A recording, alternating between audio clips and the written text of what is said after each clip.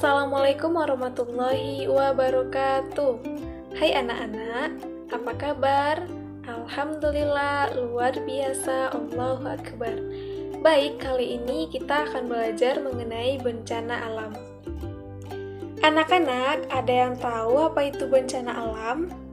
Ya, bencana alam adalah suatu kejadian perubahan alam yang mengakibatkan kerusakan yang terjadi secara tiba-tiba. Penyebab terjadinya bencana alam yaitu karena faktor alam, seperti ada gesekan di lempeng bumi yang menyebabkan terjadinya gempa, namun bencana alam juga disebabkan oleh ulah manusia. Ada dua jenis penyebab bencana alam, yang pertama disebabkan oleh alam, dan yang kedua disebabkan oleh ulah manusia. Bencana yang disebabkan oleh ulah manusia, yang pertama ada banjir. Banjir disebabkan oleh ulah manusia biasanya terjadi karena aktivitas manusia yang tidak ramah lingkungan, seperti pembangunan yang tidak sesuai dengan tata ruang, penebangan hutan yang berlebihan, atau peningkatan polusi air. Semua aktivitas ini dapat menyebabkan aliran air menjadi tidak lancar dan meningkatkan risiko banjir. Untuk mengurangi risiko banjir yang disebabkan oleh ulah manusia, penting untuk melakukan tindakan seperti mengurangi polusi air, memperbaiki tata ruang yang baik, serta melakukan pengelolaan hutan yang berkelanjutan. Yang kedua adalah kebakaran hutan. Biasanya terjadi karena aktivitas manusia yang tidak ramah lingkungan, seperti pembakaran lahan untuk perkebunan atau pertanian, pembangunan yang tidak sesuai dengan tata ruang, atau pembuangan sampah sembarangan yang dapat memicu kebakaran.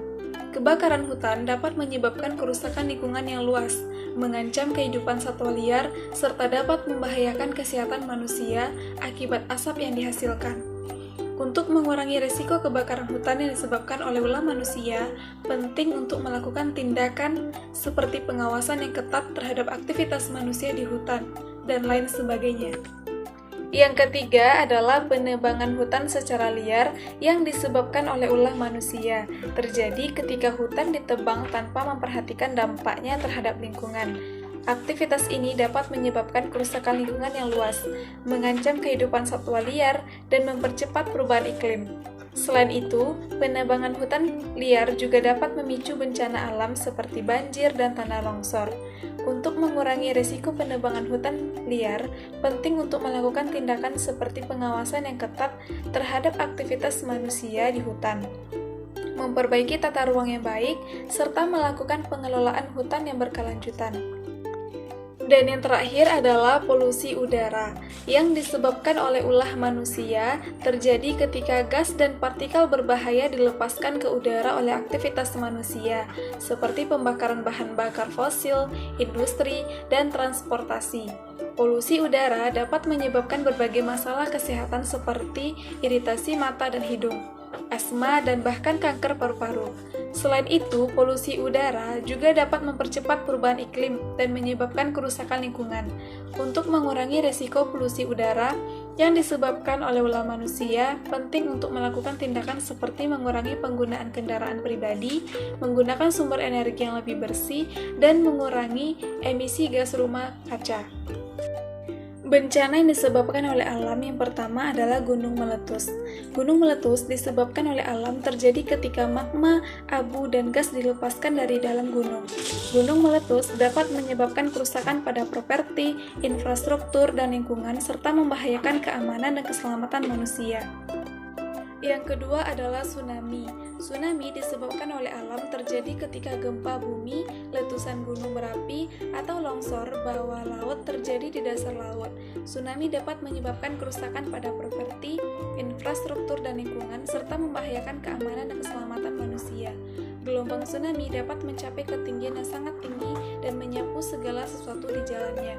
Untuk mengurangi risiko tsunami, penting melakukan tindakan seperti membangun sistem peringatan dini yang baik. Yang ketiga adalah angin puting beliung, yang disebabkan oleh alam terjadi ketika angin kencang membentuk pusaran udara yang sangat kuat dan dapat merusak segala sesuatu di jalannya.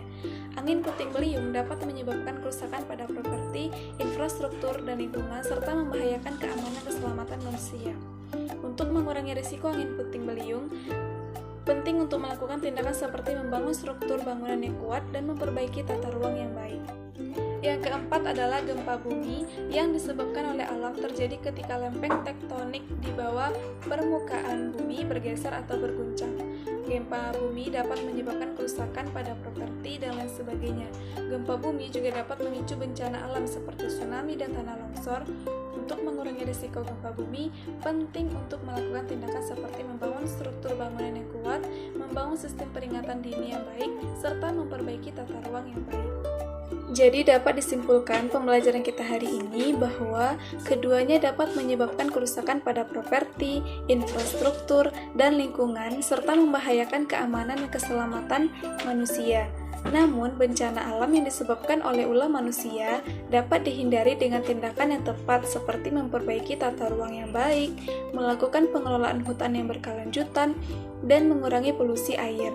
Sedangkan bencana alam yang disebabkan oleh kekuatan alam tidak dapat dikendalikan oleh manusia, sehingga tindakan pencegahan seperti membangun sistem drainase yang baik dan memperbaiki tata ruang yang baik dapat membantu mengurangi risiko bencana alam. Sekian pembelajaran kita hari ini, semoga bermanfaat. Terima kasih.